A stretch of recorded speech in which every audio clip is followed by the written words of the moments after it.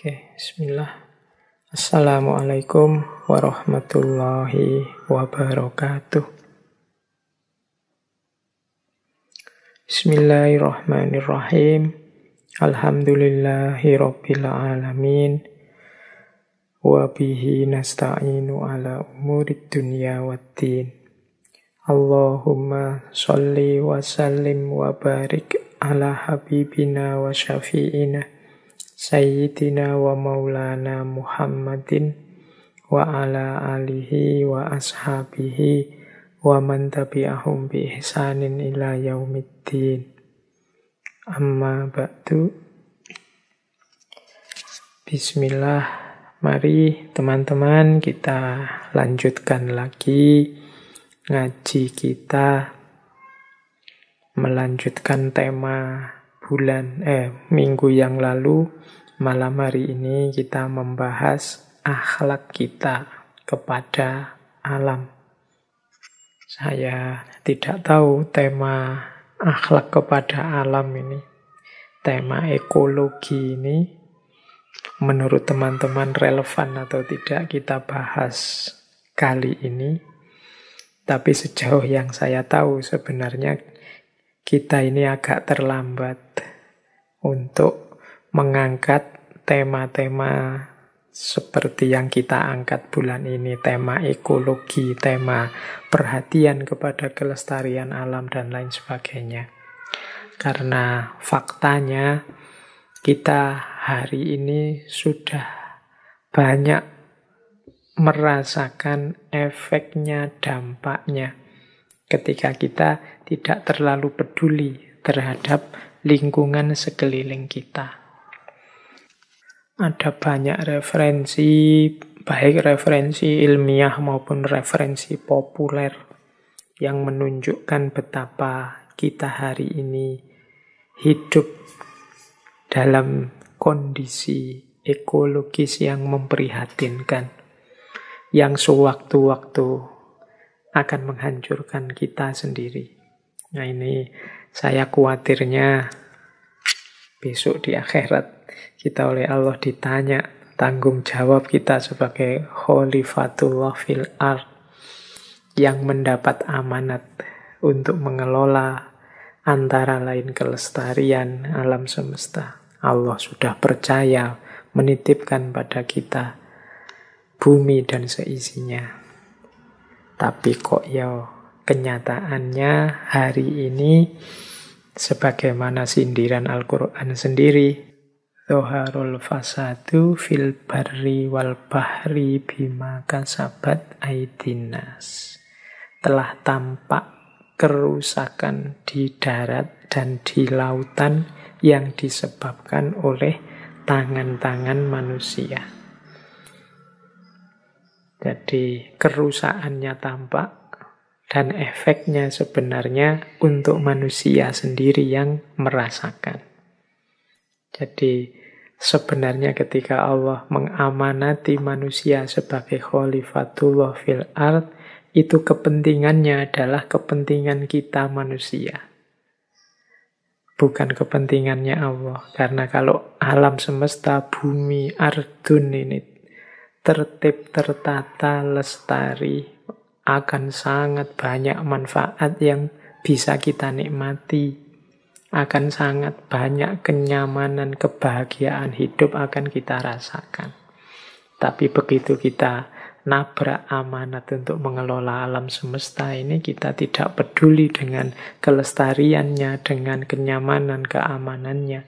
Kita tidak mampu menunaikan amanah Khalifatullah fil ard, ya kemungkinan kita sendiri yang akan merasakan sakit dan kehancurannya. Termasuk mungkin berbagai keprihatinan kita saat ini. Adanya pandemi, adanya bolak-balik bencana alam di kiri kanan kita. Jangan-jangan itu adalah panen kita dari segala keangkuhan, kesombongan kita selama ini di hadapan alam semesta. Baik, itu antara lain pentingnya maka bulan ini kita mengangkat tema itu. Meskipun nanti kita pinjam kemana-mana teorinya, sebenarnya memang sudah banyak tokoh, sudah banyak ahli yang membahas ini.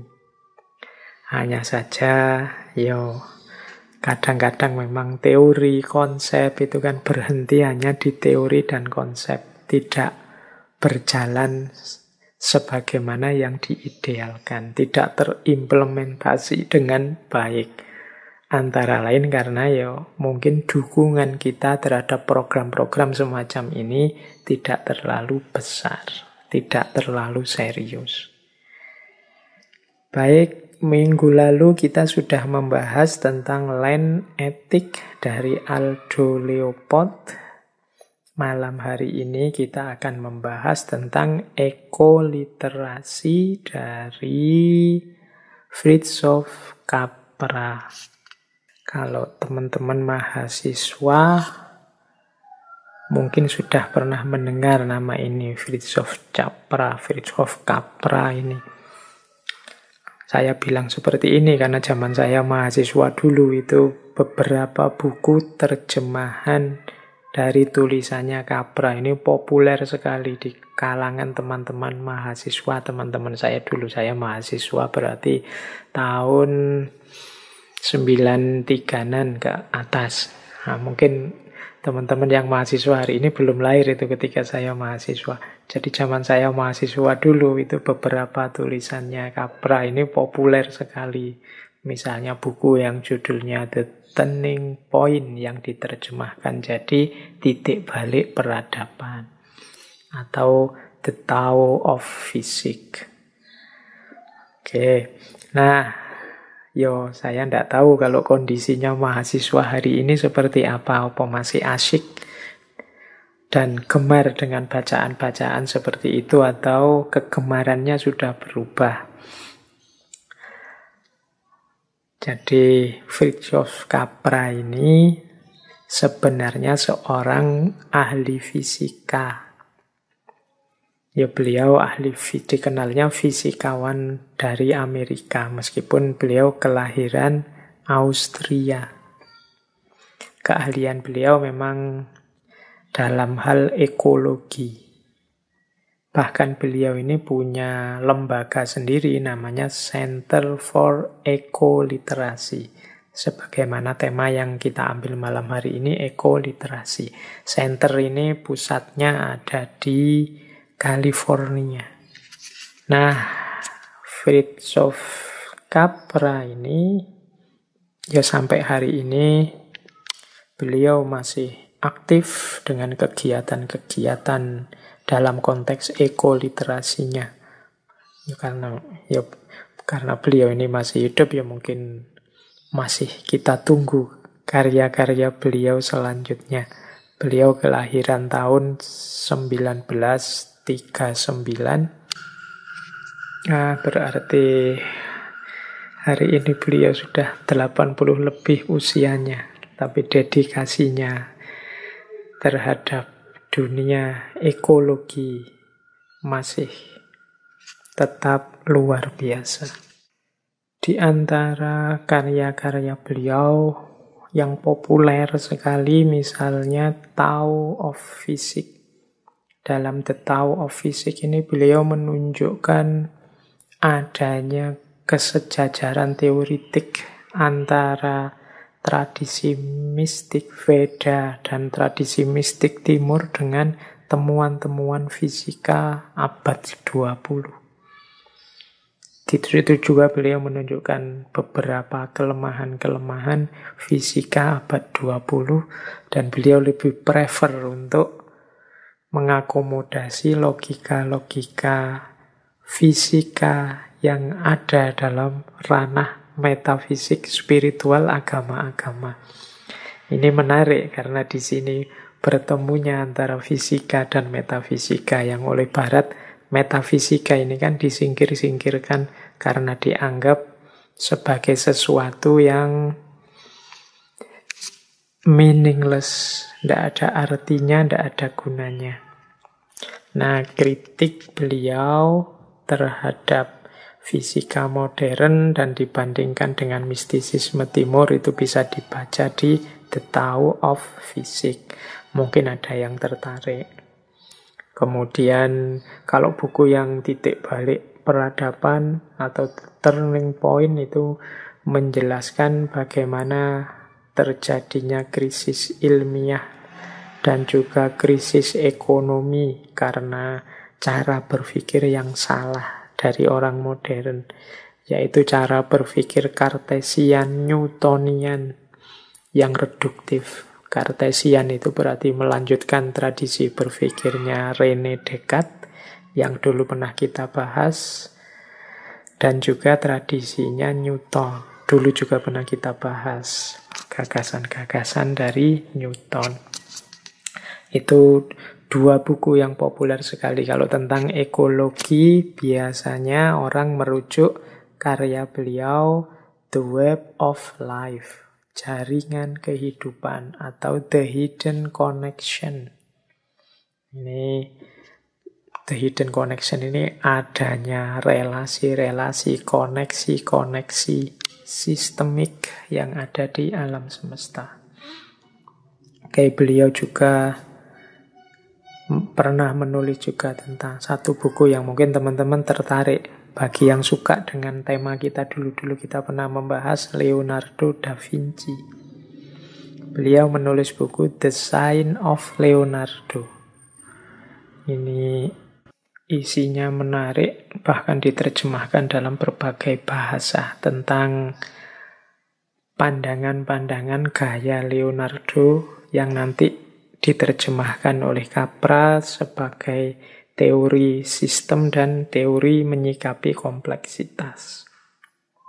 Bahkan nanti beliau menerbitkan buku ini dalam 7 edisi.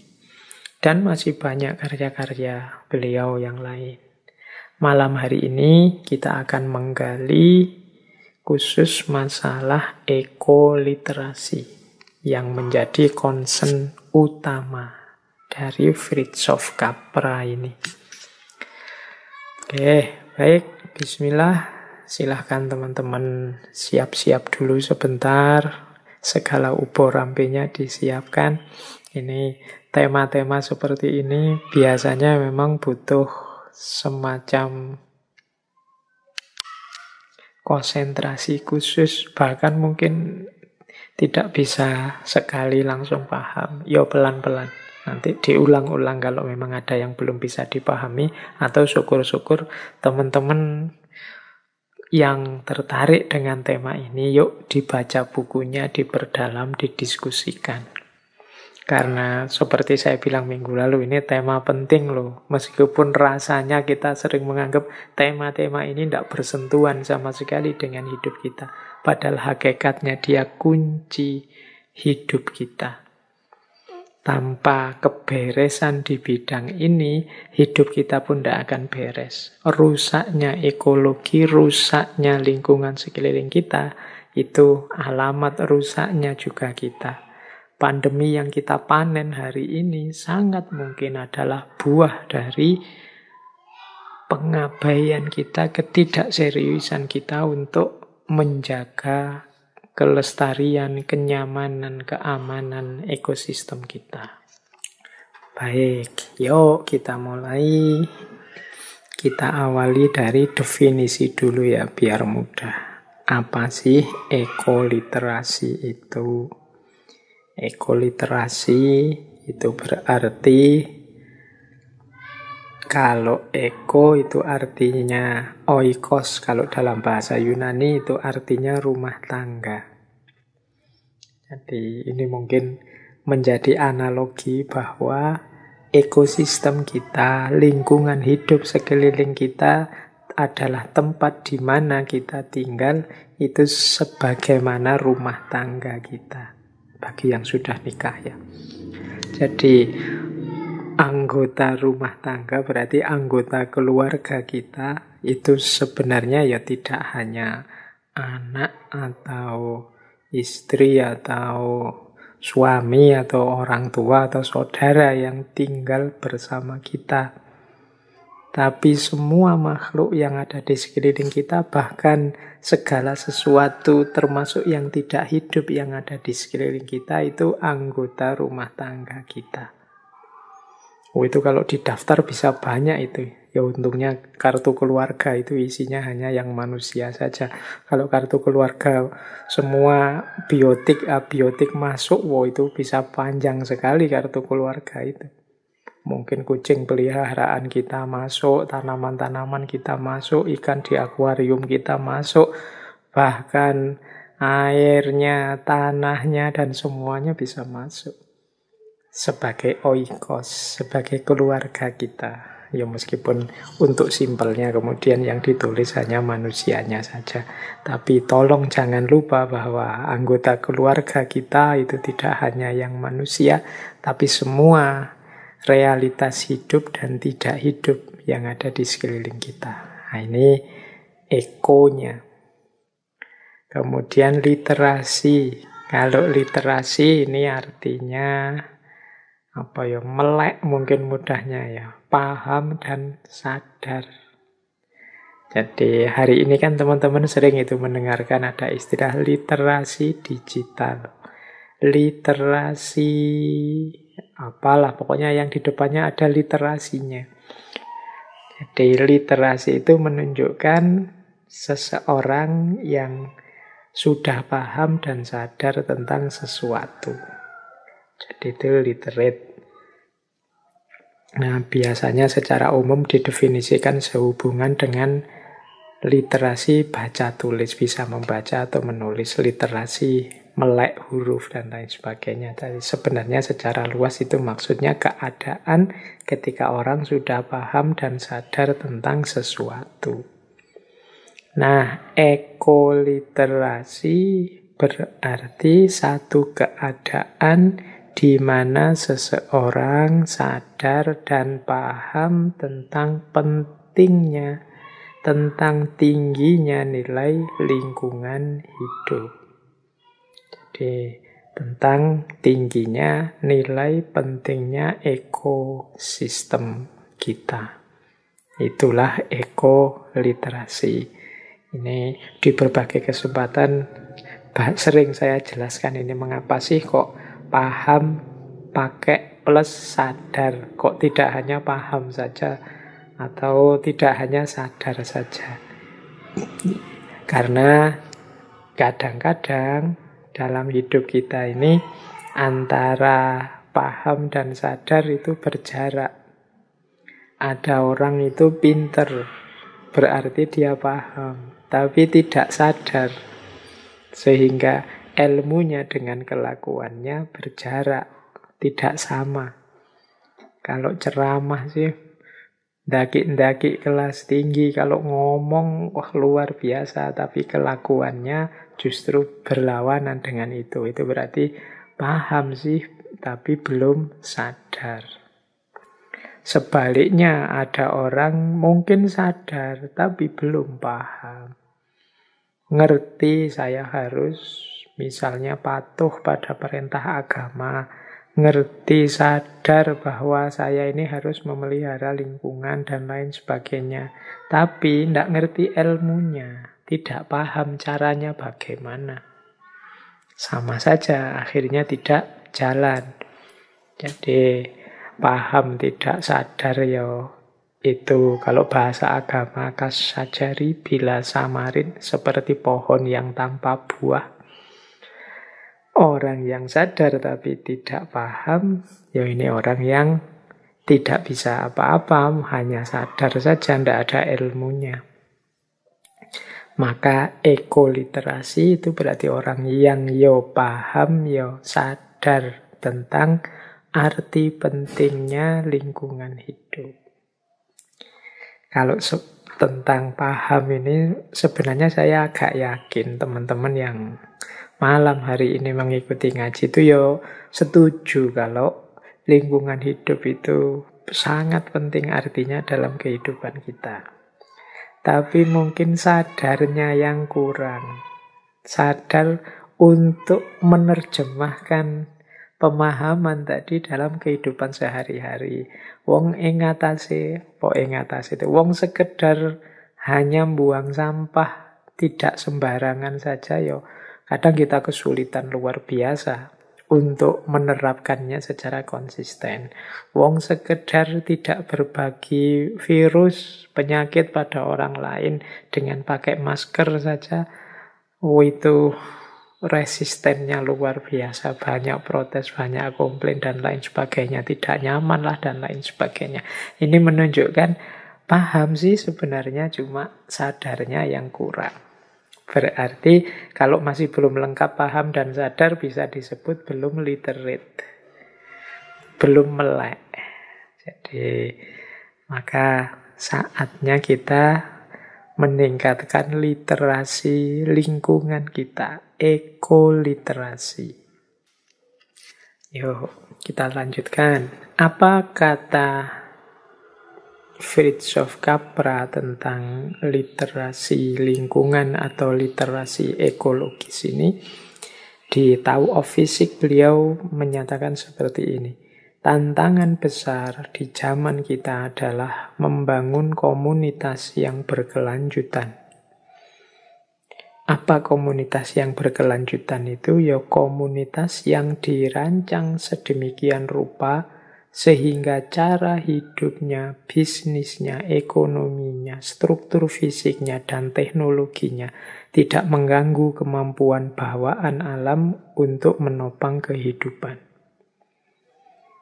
Jadi hari ini kita punya PR besar, yaitu sustainable community atau komunitas yang berkelanjutan. Komunitas yang berkelanjutan itu ya mudahnya komunitas yang lestari. Bisa tidak kita mempertahankan lingkungan ekosistem kita agar lestari? Berarti kita harus merancang cara hidup di segala levelnya, baik level ekonomi, level fisik, level teknologi, yang tidak merusak komunitas ini, yang tidak merusak lingkungan sekeliling kita ini. Ini PR-nya. Nah, langkah pertama dalam upaya ini adalah memahami prinsip-prinsip organisasi yang telah dikembangkan ekosistem untuk menopang jaringan kehidupan. Pemahaman inilah yang kita sebut literasi ekologis. Jadi kata Capra, PR kita tadi kan itu. Caranya nggarap PR, menyelesaikan PR itu gimana? Ya kita harus paham bagaimana jalannya, bagaimana mekanisme ekosistem tadi. Jadi ekosistem kita, lingkungan hidup kita, ini jalan hidupnya seperti apa? Caranya dia bertahan agar lestari seperti apa?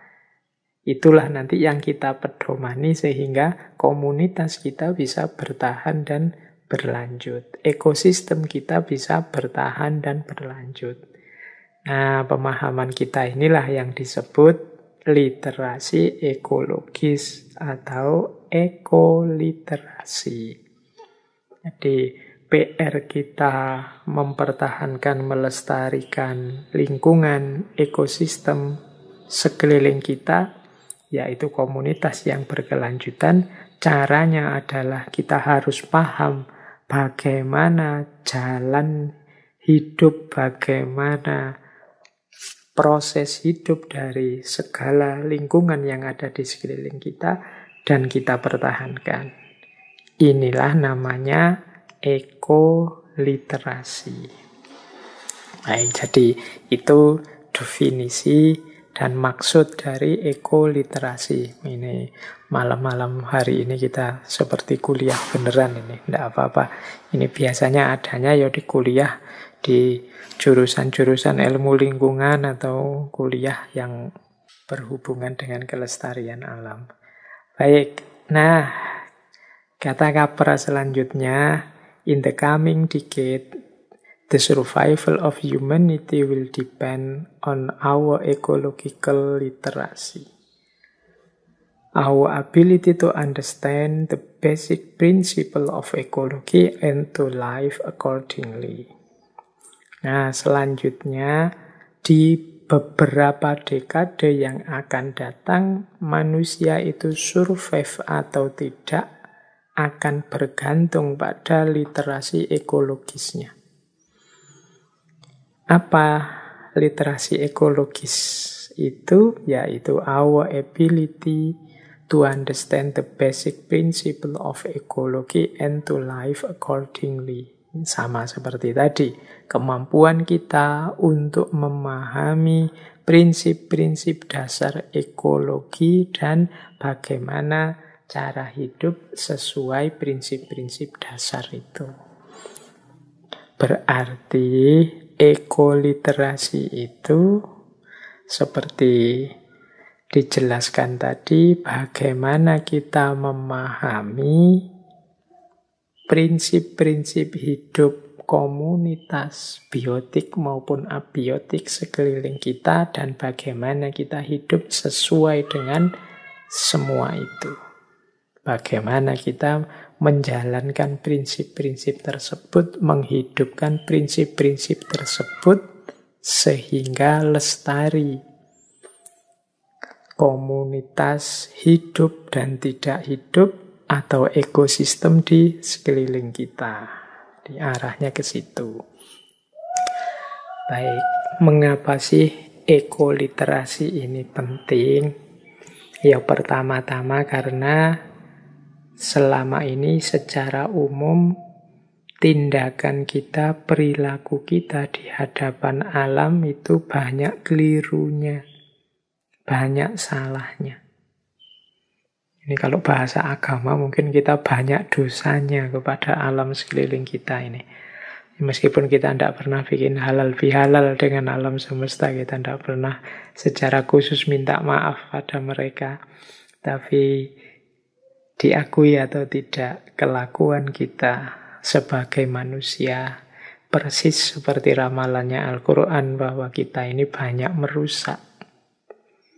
Jadi banyak perilaku-perilaku kita yang salah, yang keliru.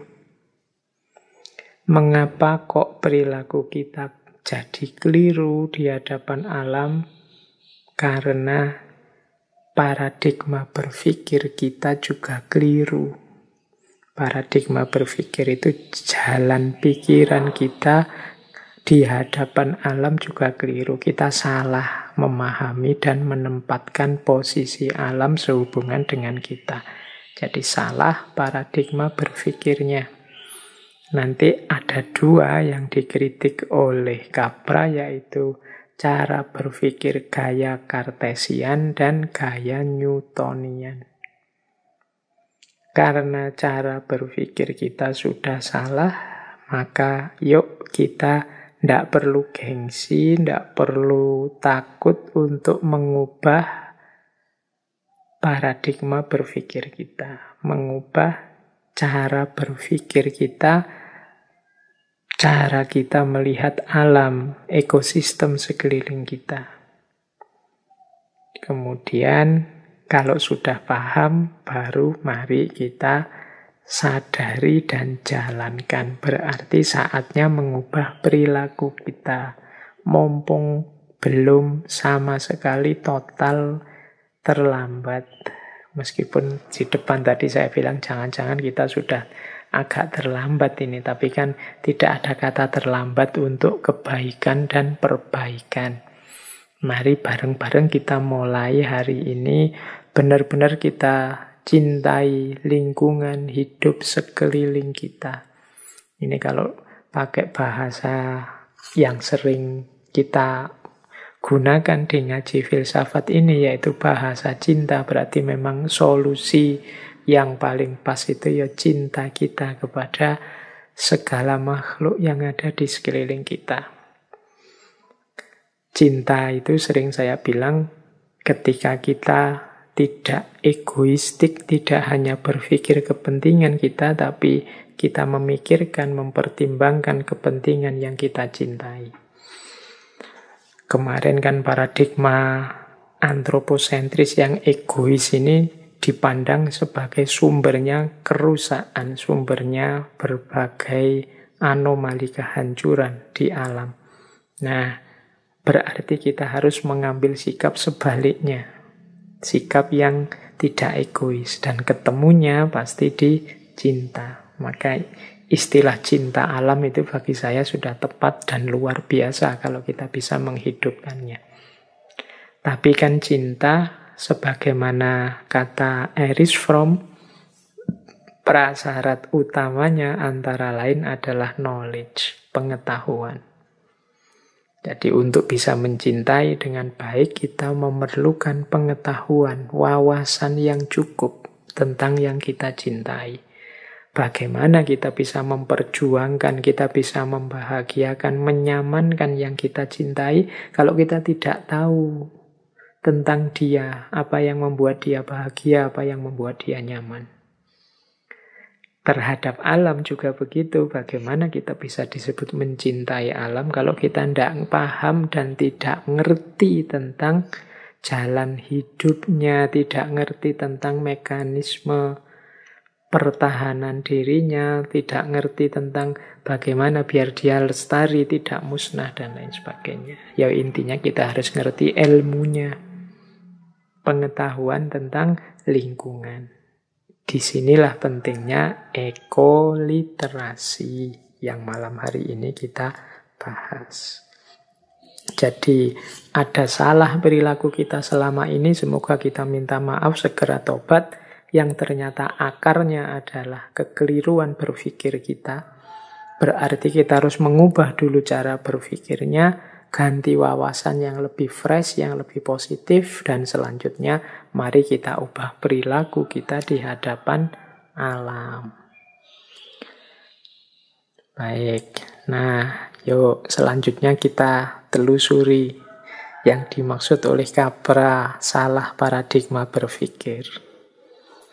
Ada dua pemikiran yang banyak disinggung oleh Capra tentang paradigma berpikir yang tidak pas ini. Yang pertama adalah model Kartesian. Dan yang kedua adalah model mekanistik. Jadi biasanya disebut fisika mekanik, ini gaya fisika klasik. Model Kartesian ini sumbernya René Descartes. René Descartes ini sering kita sebut sebagai tokoh rasionalisme kalau dalam filsafat. Dulu pernah kita membahas tentang René Descartes ini, melahirkan gaya berpikir rasional modern yang dikenal sebagai Kartesian. Kalau Isaac Newton ini, beliau pelopor fisika modern yang dikenal sebagai fisika mekanistik. Yang ini nanti mulai dikritik sejak Einstein menelurkan gagasan tentang relativisme yang berkembang sampai hari ini. Kemudian muncul namanya fisika kuantum. Nah, apa sih kelirunya dua tokoh ini yang mengimbas pada kesalahan kita menyikapi alam? Kalau Kartesian yang menggunakan logikanya René Descartes, itu biasanya yang dikritik ya karena cara berpikir dualismenya, dualistiknya.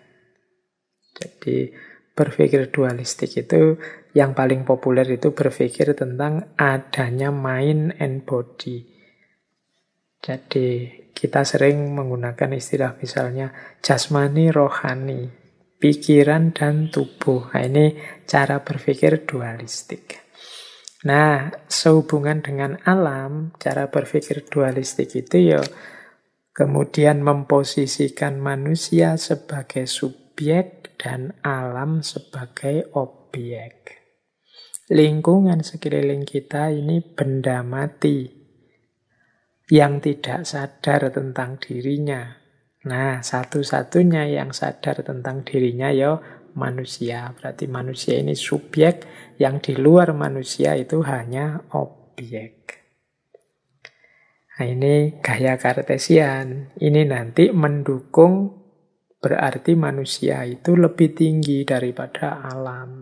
Manusia lebih penting, manusia lebih urgent. Pusatnya alam ya berarti manusia, wong manusia subjeknya. Subjek itu kan sederhananya dia yang melakukan, mengelola, yang lain di luar manusia pasif saja. Nilai ada pada yang subjek, bukan yang objek. Nah, sementara logika mekanistik Newton ini melihat alam ini seperti mesin besar. Jadi seperti mesin kaya sepeda, kaya mesin apa, itu sama-sama seperti mesin. Nah, ketika itu mesin, di situ ada aspek mekanistik. Seolah-olah akan selalu begitu, ndak mungkin berubah, kemudian sifatnya pasti, dan lain sebagainya. Diposisikan sebagai objek, kemudian dianggap mekanistik. Jadi akhirnya dia diposisikan hanya sebagai alat untuk kepentingan manusia. Dua logika inilah yang membawa orang kemudian salah menyikapi alam. Ini adanya kata Capra sejak paruh kedua abad ke-17 sampai akhir abad 19. Sebelum nanti muncul fisika baru yang nanti dikenal sebagai fisika kuantum. Jadi orang modern dengan cara berpikir seperti ini loh yang ternyata keliru memahami alam. Memposisikan alam di hadapan manusia. Oleh karena itu nantinya Capra ini lebih suka mengadopsi cara mistik timur menyikapi alam. Jadi kata Capra berlawanan dengan pandangan barat yang mekanistik, pandangan dunia timur itu organik. Bagi para mistikus timur, semua hal dan peristiwa yang dirasakan oleh indera itu saling terkait, terhubung, dan hanya aspek atau manifestasi yang berbeda dari realitas tertinggi yang sama. Nih, kalau teman-teman belajar tasawuf atau mistisisme agama-agama itu kan melihat segala hal ini dalam hidup ini manifestasi dari realitas tertinggi yang satu dan sama. Berarti segala sesuatu sebenarnya saling terhubung. Ini gaya timur. Beda dengan gaya barat tadi. Kalau gaya barat ini mekanistik. Mekanistik itu berarti untuk paham kediriannya sesuatu itu kita pahami bagian-bagian kecilnya. Semakin kecil bagiannya kita paham, semakin kita paham tentang mekanismenya. Ini kan gaya sains barat. Kalau di mistik kan enggak. Kita memahaminya secara umum. Memahaminya bahwa segala sesuatu itu saling berhubungan. Nanti kita lihat ya. Ini logikanya namanya logika sistem. Bukan logika yang parsial seperti orang modern. Orang modern itu sukanya kan memahami bagian-bagian kecilnya. Di dunia modern itu semakin seseorang spesialis, semakin disebut ahli. Dokter itu semakin dia ilmunya menyempit, yang kita sebut spesialis itu semakin dia dianggap bisa lebih mendalam. Kalau ada dokter ngerti segala sesuatu itu kan malah kita menyebutnya belum ahli. Yang ahli itu yang misalnya ngerti hanya penyakit dalam saja atau ngerti penyakit kulit saja atau ngerti ini yang kita sebut ahli. Di dunia modern kan begitu. Di semua ilmu kita dituntut untuk mendalam dan sempit. Beda dengan cara mistik ini. Kalau mistik timur itu justru melihat segala sesuatu sebagai keutuhan yang saling mempengaruhi. Jadi tidak bisa hanya paham satu bagian disebut paham. Karena satu bagian ini dia berhubungan dengan bagian-bagiannya yang lain.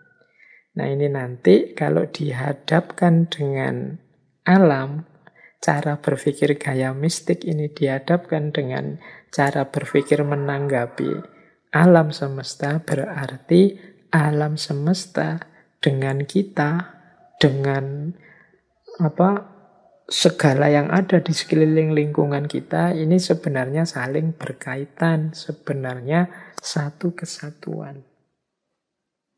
Jadi ini bedanya gaya timur dengan gaya barat.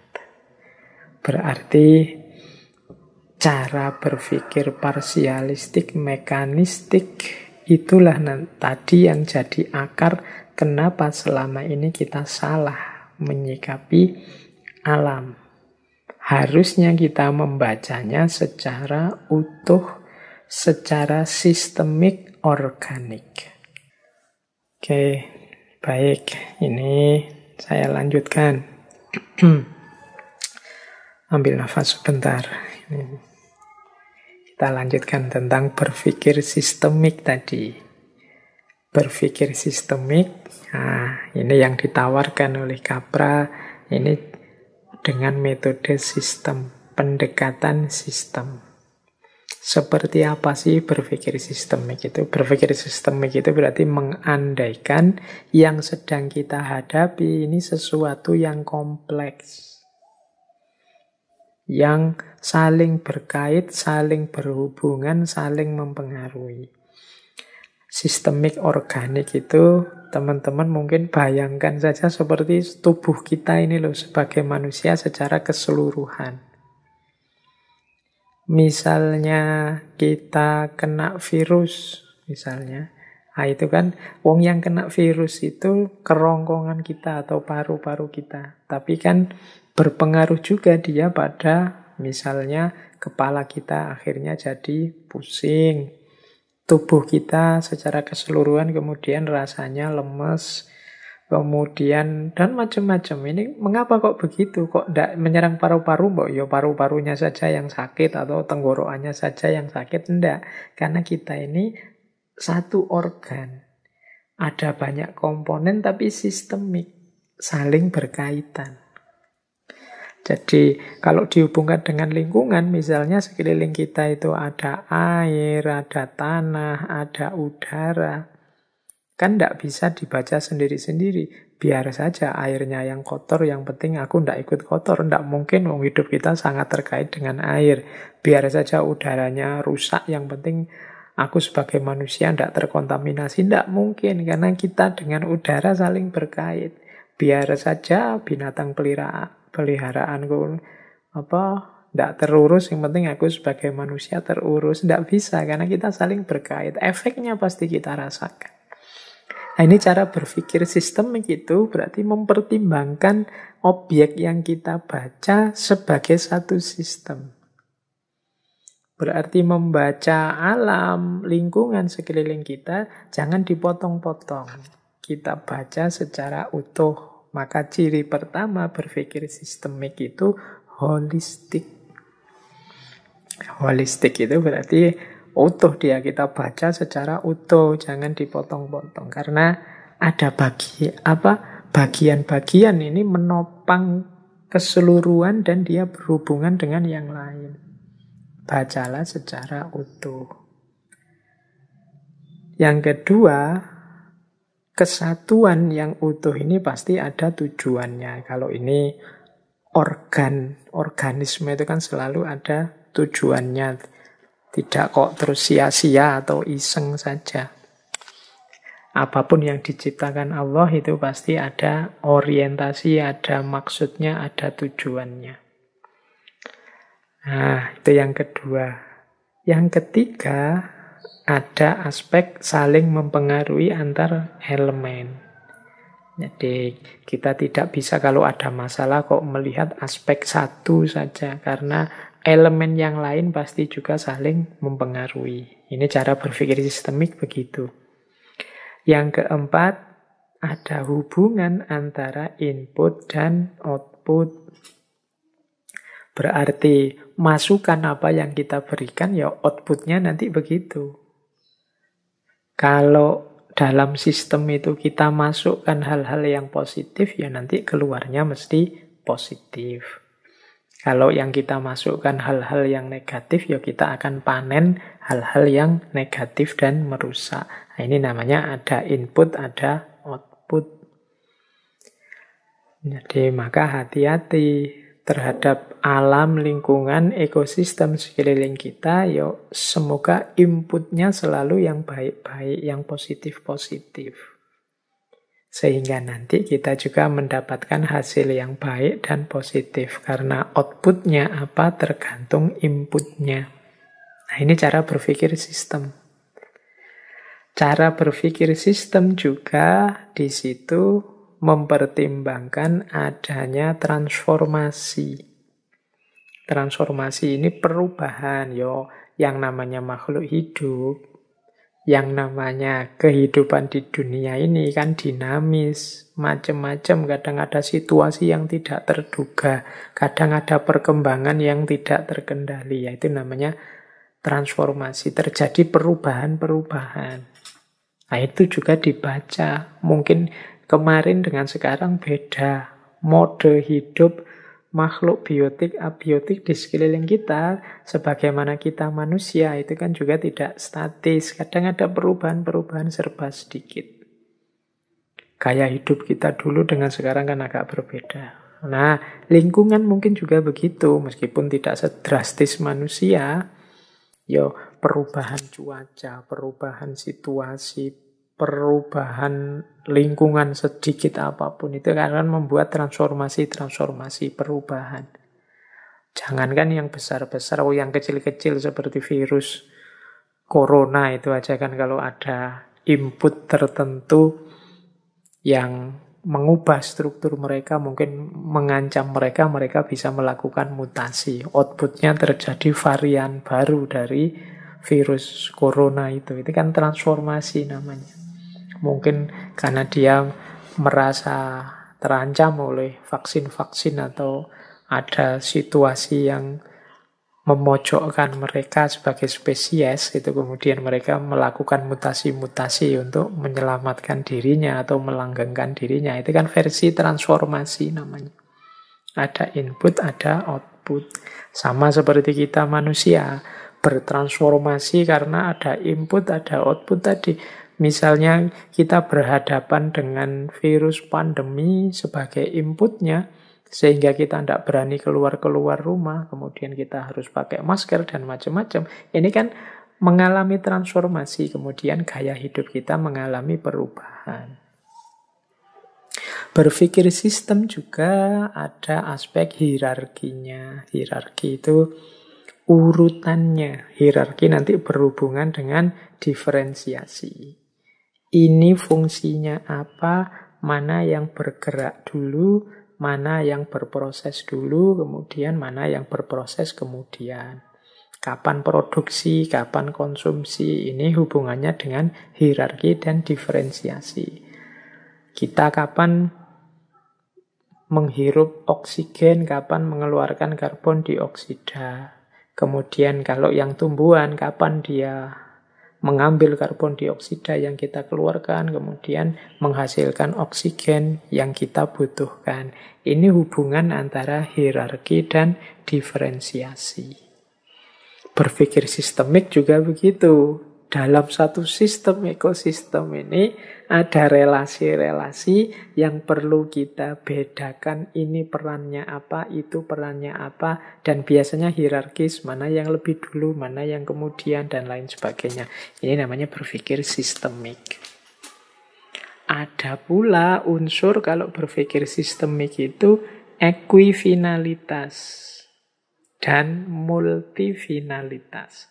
Ekuifinalitas itu caranya macam-macam, hasilnya satu. Ekuifinalitas. Misalnya di lingkungan kita ini, manusia yang begini, hewan yang begini, tumbuhan yang begini akan melahirkan satu hal, misalnya lingkungan yang nyaman. Ini jadi dari banyak cara lahir satu tujuan. Atau multifinalitas. Multifinalitas itu dari satu hal lahir banyak tujuan. Misalnya manusianya yang tekun, yang rajin, nanti melahirkan tanamannya subur, melahirkan binatang peliharaannya terjamin, melahirkan manusianya kemudian jadi rukun, dan lain sebagainya. Ini multifinalitas. Dari satu tindakan, satu kegiatan, satu aktivitas, lahir berbagai tujuan. Atau equifinalitas. Dari cara yang berbeda-beda, lahir satu tujuan yang sama, demi satu tujuan yang sama. Ini berpikir sistemik. Dalam sesuatu yang sistemik dan organik, unsur ini pasti ada. Dan yang terakhir namanya entropi. Entropi itu ya ketika terjadi sesuatu yang sama sekali tidak terduga, berbeda dari sebelumnya. Jadi selalu ada kejutan-kejutan situasi, itu namanya entropi yang tidak terduga. Sudah dirancang-rancang, diatur-atur, akhirnya berubah semua. Itu namanya entropi. Ini sebenarnya teori berpikir sistemik ini tidak hanya untuk ekologi lingkungan. Untuk banyak hal boleh kita pakai mode berpikir sistemik ini. Kalau dalam studi Islam saya masih ingat itu ada tokoh namanya Yasir Auda memakai teori sistem ini untuk memahami hukum Islam. Jadi memahami hukum Islam itu ya jangan terpotong-potong begitu, harus dipahami secara utuh dan sistemik. Silahkan dibaca bukunya bagi yang tertarik. Tapi pola berpikir sistem ini ditawarkan oleh Fritjof Capra untuk memahami lingkungan hidup sekeliling kita, biar tidak terjebak kartesianisme atau mekanisme Newtonian. Baik, kita lanjutkan. Nah, sekarang kita masuk ke prinsip-prinsip ekologi. Jadi, prinsip-prinsip ekologi ini berarti ini dalam rangka kita memahami apa sih yang menjadi dasar berjalannya satu ekosistem. Jadi prinsip apa yang nanti menjadi pijakan lestarinya ekosistem.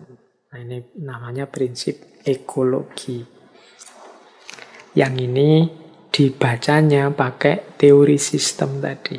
Wah, ini baik. Kita mulai mempelajari prinsip-prinsipnya. Ini penting kita ketahui dalam rangka melek ekologi tadi, ekoliterasi. Prinsip yang pertama adalah interdependensi. Interdependensi itu saling ketergantungan antar setiap anggota dari komunitas ekologis, termasuk kita, manusia yang ada di dalamnya. Jadi semua anggota dari komunitas ekologis, termasuk manusia, ada, hidup, berkembang dalam satu kesatuan mata rantai yang saling terkait satu sama lain dalam sebuah jaringan relasi yang nanti dikenal sebagai jaring kehidupan atau istilahnya Capra Web of Life. Jadi inilah prinsip interdependensi. Maka ketika kita memahami lingkungan hidup sekeliling kita, jangan dipahami sepotong-sepotong. Karena keberadaan semua anggota komunitas itu saling terkait dengan keberadaan anggota yang lain. Kita tidak akan jadi kita kalau relasi dan anggota ekologisnya berubah. Kita jadi orang seperti kita hari ini itu kan karena hubungan kita dengan lingkungan sekeliling kita, baik manusianya maupun makhluk-makhluk yang lain selain manusia, bahkan termasuk yang abiotik, yang tidak hidup. Ini berpengaruh juga terhadap manusianya. Loh, kalau yang tidak hidup mempengaruhi apa, Pak? Ya banyak lah. Bisa misalnya di satu tempat yang lingkungannya misalnya dekat pantai misalnya, yang itu selalu terdengar keras sekali suara air laut, pantai yang ombaknya besar, itu mungkin orangnya cenderung kalau ngomong suaranya agak keras, karena kalau tidak keras ya suaranya tertutupi oleh suaranya pantai, deburan ombaknya misalnya. Ini kan menunjukkan ada keterkaitan dengan yang tidak hidup. Atau di satu daerah yang situasinya apa gitu, nanti berpengaruh. Kalau teman-teman belajar ilmu kalam itu, saya pernah membaca buku itu, mengapa sih kalau di Timur Tengah Islam awal itu ajaran-ajaran seperti Jabariyah yang fatalistik, yang pasrah ini banyak diikuti misalnya. Loh, itu ada hubungannya dengan kondisi geografisnya Jazirah Arab saat itu. Jadi ada pandangan seperti ini. Nah, Jazirah Arab saat itu di abad-abad ke-6, ke-7 itu kan isinya banyak padang-padang pasir yang luas. Kalau berhadapan dengan padang pasir itu kan situasinya sulit sekali dan serba tidak terduga. Jadi manusia benar-benar tidak berdaya sudah kalau ada di tengah-tengah padang pasir itu. Loh, hidup di tengah wilayah yang berpadang pasir ini, manusia bisa mau tidak mau hanya pasrah saja terhadap kondisi alam di sekelilingnya. Makanya kemudian perspektif melihat hidup secara fatalistik yang Jabariyah, yang pasrah sama Tuhan saja itu jadi laku. Oh iya ya mau gimana lagi kita. Mau melawan alam tidak kuat, tidak kuasa, kita belum nyampe ilmunya. Akhirnya bisanya hanya pasrah. Maka ketika ada pandangan yang coraknya Jabariyah, bahwa hidup ini sepenuhnya diatur oleh Allah dari A sampai Z, kita ini hanya seperti bulu yang ditiup angin, diterima pandangan seperti ini. Nah, jadi kondisi alam ekosistem sekeliling kita berpengaruh juga terhadap cara berpikir kita, cara hidup kita. Ini nanti yang muncul pandangan-pandangan teori tentang, kenapa kalau orang dari daerah ini kecenderungannya begini, orang dari daerah itu kecenderungannya begitu. Itu karena aspek interdependensi ekologis ini. Web of life-nya berbeda-beda. Jadi web of life ini ya pokoknya situasi ekosistem di sekeliling kita, baik manusianya maupun segala makhluk yang lain, termasuk barang-barang materi yang tidak hidup di sekeliling kita. Ini web of life. Jadi kalau ada orang kok, kamu gaya hidupmu kok begitu sih, cara ngomongnya kok begitu, caramu menyelesaikan masalah kok begitu sih, nah, itu bisa dianalisis dari web of life tadi. Jadi jaringan hidupnya, lingkungan sekelilingnya.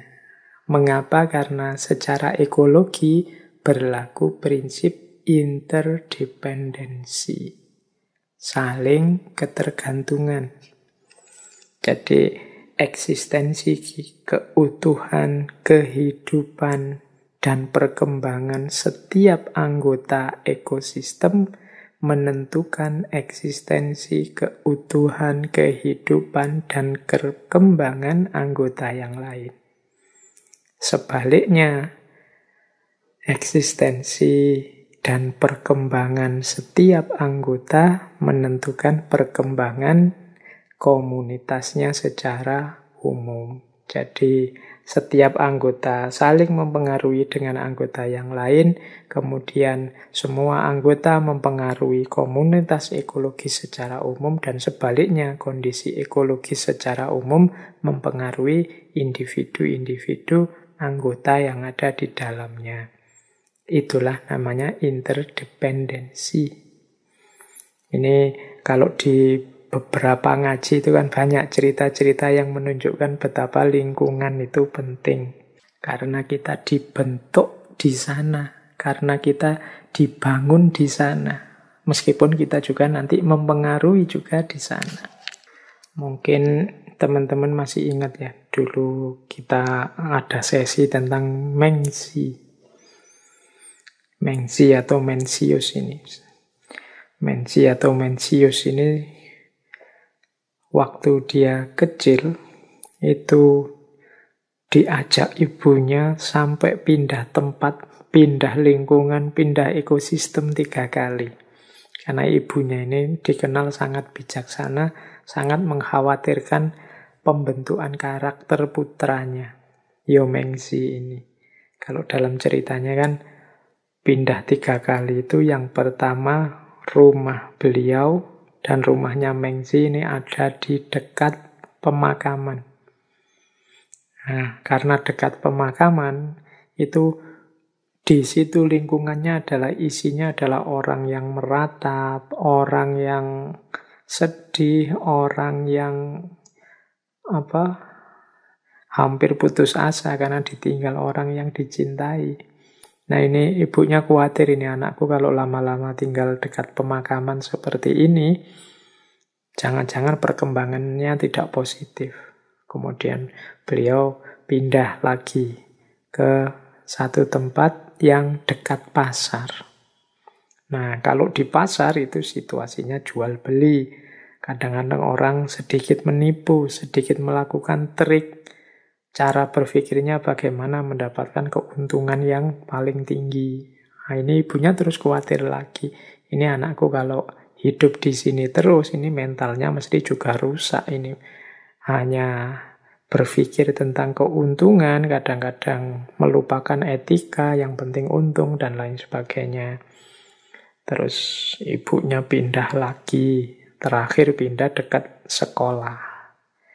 Dengan harapan kalau dekat sekolah ini beliau bisa menempatkan anaknya sehingga mentalnya tertular oleh mentalitas orang yang belajar. Dan nanti terakhir ya hidupnya dekat sekolah ini. Ini sebenarnya ilustrasi betapa yang namanya lingkungan itu penting bagi kita. Yo nanti ketika Mensi atau Mencius ini jadi orang besar kan situasinya mungkin terbalik. Sekarang dia yang membentuk lingkungan, mengkonstruk lingkungan. Setelah sebelumnya dipengaruhi, ya dia nanti juga mempengaruhi. Gagasan-gagasan beliau juga luar biasa nantinya. Ini yang disebut web of life. Hidup ini ada kesaling tergantungan. Jangan diremehkan kita dekat dengan siapa, lingkungan kita seperti apa, dan lain sebagainya. Jadi ini prinsip ekologi yang pertama. Dengan prinsip yang pertama ini berarti kita jangan sembarangan.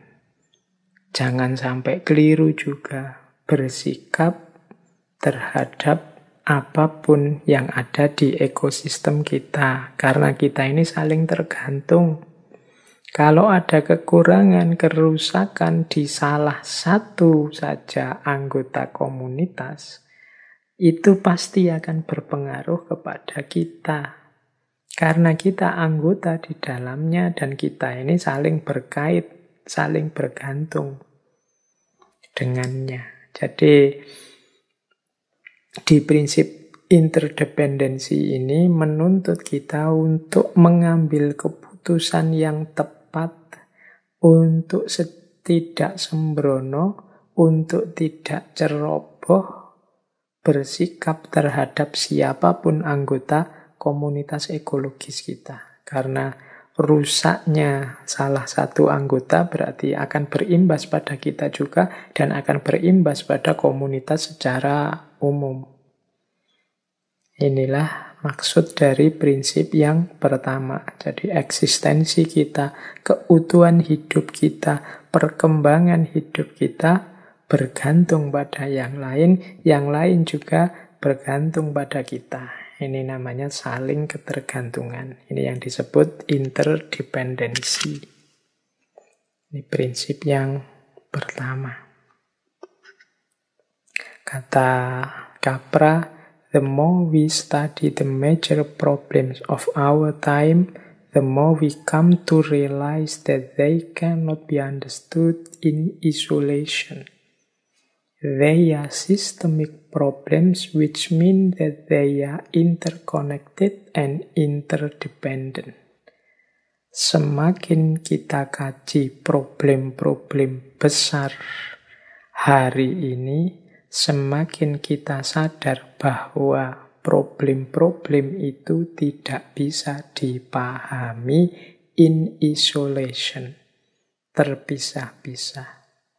They are systemic problem. Semuanya adalah problem-problem yang sistemik, yang artinya semuanya saling terkoneksi dan saling tergantung.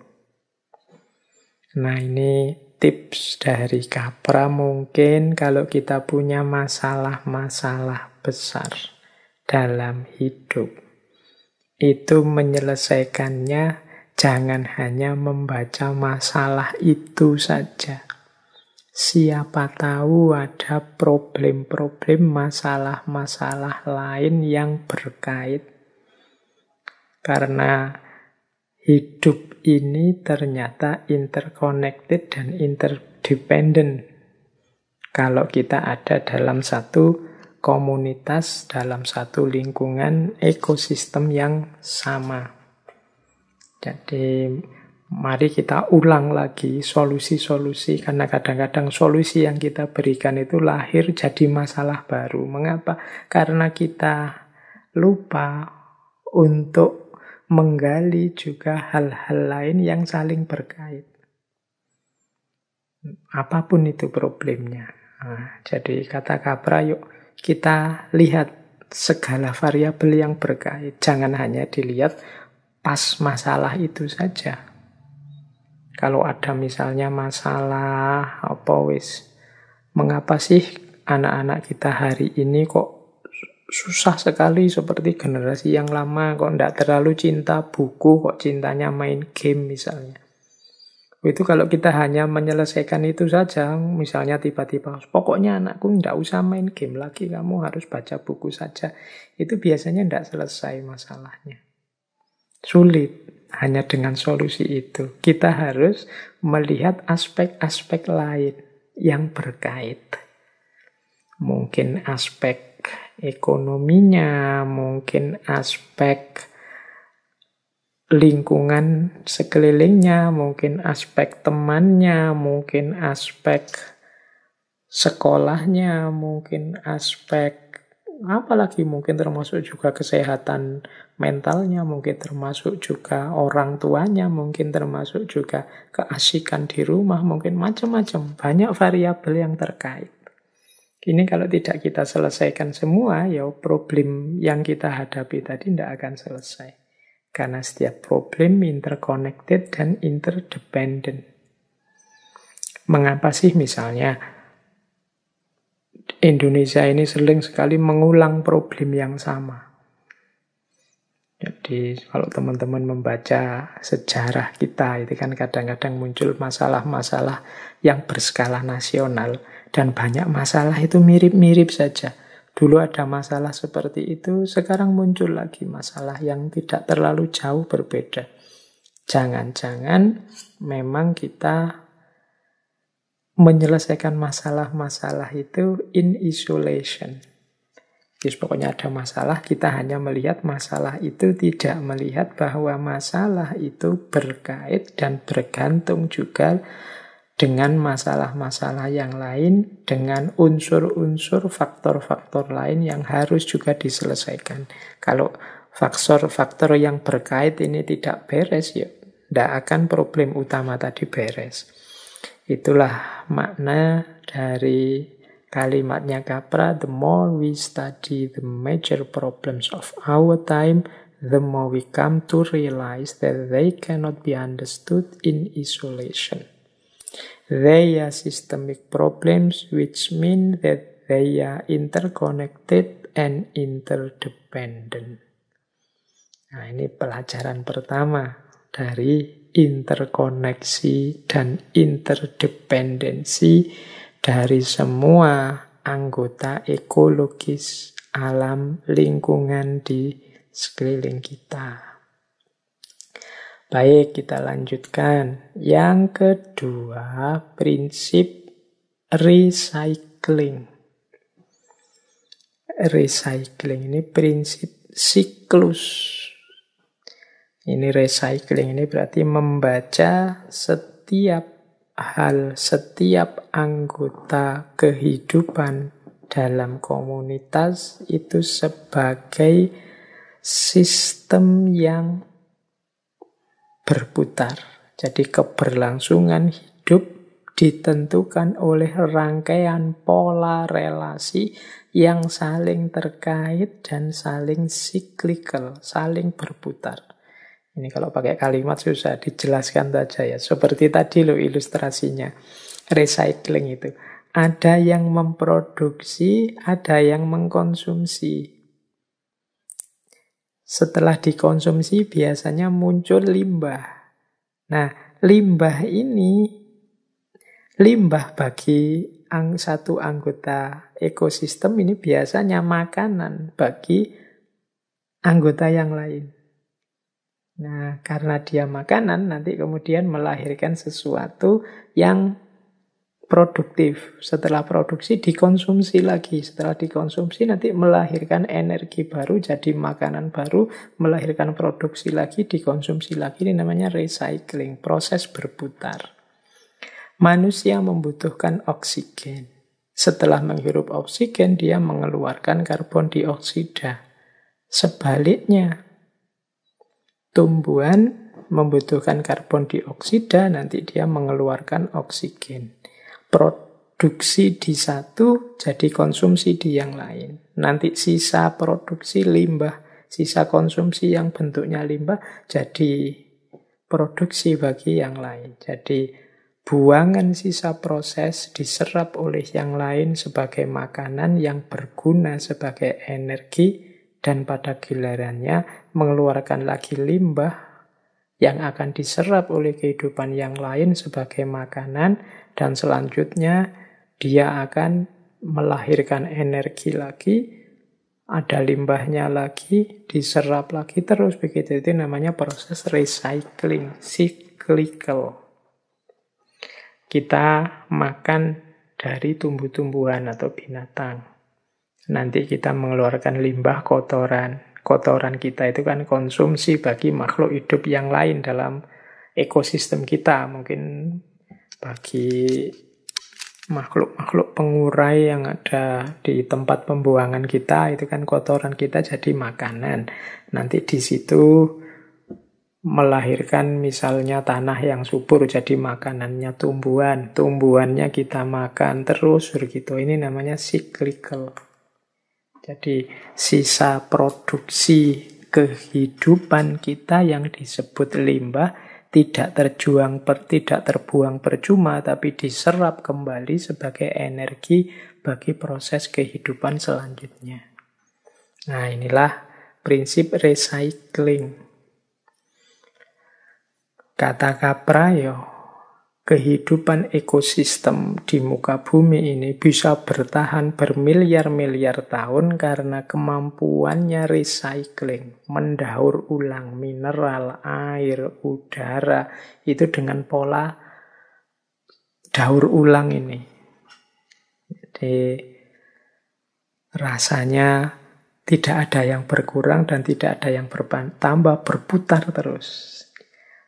Jadi limbah dari satu organisme, dari satu makhluk, tapi jadi makanan bagi makhluk yang lain. Jadi energi bagi satu anggota organisme, tapi kemudian dia jadi limbah bagi organisme yang lain. Yang satu makan, yang satu memproduksi, kemudian yang satu menghasilkan limbah, kemudian yang limbah ini dimakan lagi, menghasilkan energi lagi, produksi, ada yang mengkonsumsi lagi, terus begitu. Ini namanya recycling. Ini mungkin di antara kebijaksanaannya Tuhan terhadap semua makhluk di alam semesta, termasuk di ekosistem ini. Makanannya beda-beda. Penghasil energinya di masing-masing beda-beda, sehingga bisa saling mendukung. Yang satu memproduksi, yang satu mengkonsumsi. Ini bisa saling mendukung terus-menerus. Nah, jadi ini prinsip kedua. Mengikuti prinsip yang kedua ini berarti kita harus membaca dengan serius dan memahami sistem ekologis yang ada di sekeliling kita. Jangan kita rusak ritmenya, apalagi ritme daur ulang ini. Karena khawatirnya kalau kita intervensi sehingga ritme ini rusak, ya nanti kelestarian ekosistemnya bisa terancam. Salah satu saja, misalnya anggota ekosistem dengan perannya ini macet, kita akan dapat masalah. Misalnya yang harusnya mengurai limbah tidak ada, misalnya, ya wassalam sudah, limbah numpuk, hancur ekosistem kita. Yang harusnya misalnya tumbuhan yang butuh karbon dioksida kita hancurkan, sehingga kita kekurangan yang bisa mengkonsumsi karbon dioksida, sementara produksi ekosistem tidak lagi sebanyak dulu, sehingga oksigen yang kita hirup juga bukan oksigen yang segar misalnya. Ini bisa bermasalah untuk hidup kita. Maka pahami aspek recycling ini sehingga kita tidak merusak ritmenya. Karena dengan proses inilah alam semesta ini bisa survive miliaran tahun. Ini prinsip ekologis yang kedua. Prinsip ekologis yang ketiga adalah prinsip partnership. Prinsip partnership ini kelanjutan dari prinsip interdependensi dan daur ulang atau recycling. Jadi interdependensi dan recycling ini bisa berlangsung secara lestari berkelanjutan kalau semua anggota-anggotanya saling berpartner, saling bersahabat, saling sadar posisi, saling sadar bahwa mereka saling membutuhkan.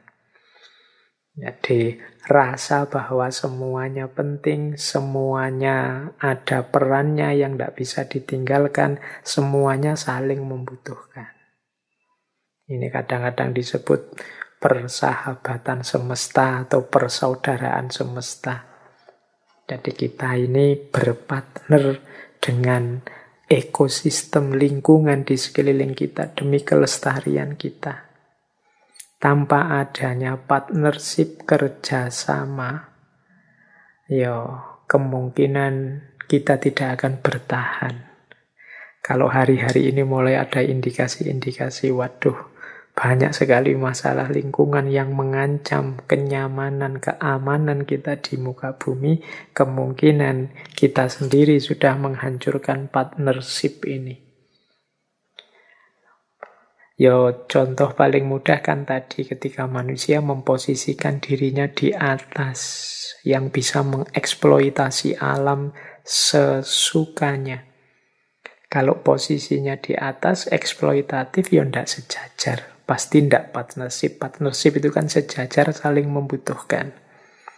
Ketika orang kehilangan partnership ini, yang terjadi cara berpikir atas bawah, superior, inferior, pasti ini kemudian rusak ritmenya. Tidak mungkin interdependensi, daur ulangnya mesti terganggu, karena manusia egois dengan keinginan-keinginannya yang tidak dipikir secara dalam. Maka prinsip ekologi yang ketiga, kesadaran partnership. Dalam pikirannya Capra ada istilah co-evolution. Co-evolution itu berevolusi bersama, berkembang bersama. Ketika kita sudah bisa partnership, saling memahami kebutuhan, kita saling memahami proses dalam ekosistem sekeliling kita sudah melek lingkungan, ekoliterasi, maka kita bisa merancang co-evolution. Tumbuh bersama, maju bersama, berkembang bersama sebagai sebuah komunitas. Nah, semoga bisa ya kita jalin persaudaraan dengan lingkungan sekeliling kita jalin persahabatan dengan lingkungan sekeliling kita akui semuanya penting, kita semua saling membutuhkan. Ini prinsip yang ketiga. Prinsip ekologis yang keempat adalah prinsip fleksibilitas. Jadi prinsip fleksibilitas ini berarti yang pertama-tama kita pahami bahwa alam ini fleksibel. Fleksibel itu dia punya kemampuan menyesuaikan diri menghadapi perubahan.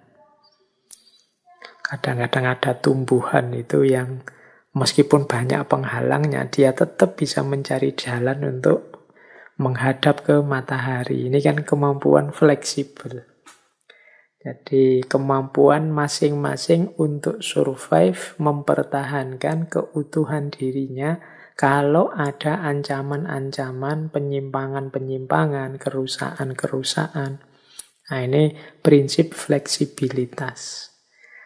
Nah, apa yang kita pelajari dari prinsip fleksibilitas ini? Ya berarti manusia juga harus mengadopsi prinsip ini. Manusia tidak boleh kaku. Manusia juga harus fleksibel.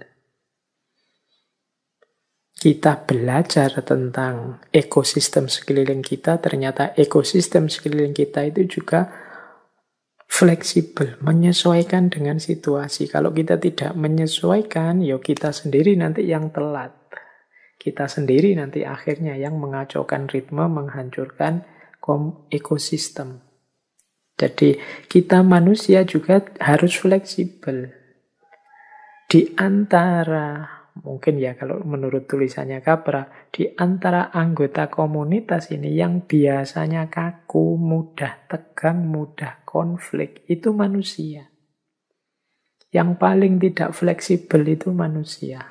Tidak fleksibel berarti tidak terbuka terhadap perubahan-perubahan yang terjadi. Manusia itu kan sering egois. Kalau sudah merasa benar, merasa tepat, itu sama sekali sudah tidak bisa dikritik, tidak bisa dibelokkan lagi. Nah, di prinsip yang keempat, fleksibilitas ini berarti ya kita memahami dinamika ekosistem kita secara terbuka. Ya jangan kaku. Yang punya kemungkinan terbuka sebenarnya manusia. Kalau manusianya sendiri tidak terbuka, ya susah dia merespon perkembangan-perkembangan mendadak yang terjadi. Kadang-kadang kan kita sering pakai argumen biasanya begitu, dulu begitu, dan seterusnya. Ini kan argumen-argumen menunjukkan kita tidak fleksibel. Sekarang ada situasi yang berubah, ini dinamis. Ketika ada virus corona misalnya, itu kan jangan deket-deket ya. Sehingga kalau ke masjid ya ambil jarak misalnya kan. Terus ada yang kritik, lu wong sejak dulu ya namanya jamaah itu ya harus rapat dan lurus. Nah, kita ini menunjukkan tidak fleksibel terhadap situasi. Iya, dulu situasinya normal, sekarang situasinya berubah. Nah, itulah prinsip keempat, fleksibilitas. Kemudian prinsip yang kelima yaitu diversity. Diversity ini keragaman.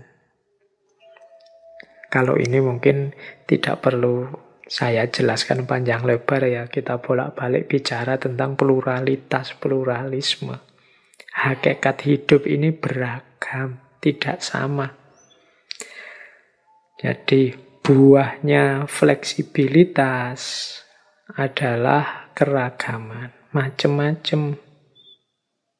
Manusia juga begitu, manusianya saja beragam, apalagi ketika manusia dihadapkan di tengah banyak makhluk yang lain, di tengah banyak lingkungan biotik, abiotik, pasti dia ketemu keragaman yang sangat kaya, yang sangat macam-macam.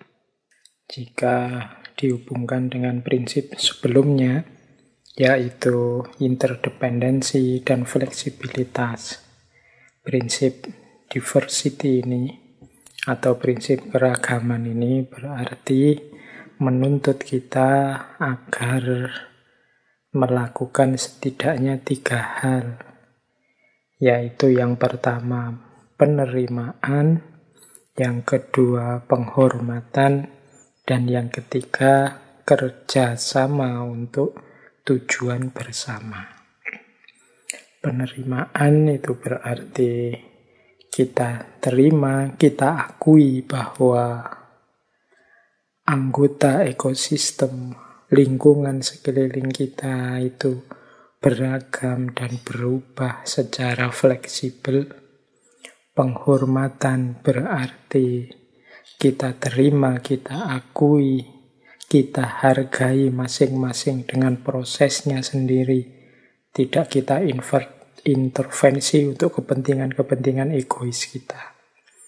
Dan kerjasama berarti kesadaran kita bahwa semua anggota ini saling membutuhkan yang lain untuk pengembangan diri, untuk keutuhan diri. Jadi inilah prinsip diversity, prinsip keragaman. Jadi ini prinsip yang kelima untuk membangun kesadaran lingkungan atau ekoliterasi. Tadi yang pertama adalah interdependensi yang menuntut kita untuk sadar bahwa kita saling tergantung dengan yang lain. Kemudian prinsip recycling untuk menyadarkan kita bahwa setiap anggota dalam komunitas ekosistem kita itu punya perannya masing-masing, yang ini secara cyclical, secara berputar, berdaur, sudah terprogram secara sistemik untuk mempertahankan kelestariannya dalam prinsip recycling. Kemudian ada prinsip partnership, selanjutnya prinsip fleksibilitas, dan yang terakhir prinsip diversity. Jadi itu prinsip-prinsip ekologi. Oke, kita lanjutkan lagi ya, waktunya sudah tinggal sedikit. Kita masuk ke konkretnya terus bagaimana. Sejak tadi, bahkan sejak kemarin kita lebih banyak bicara teori-teori.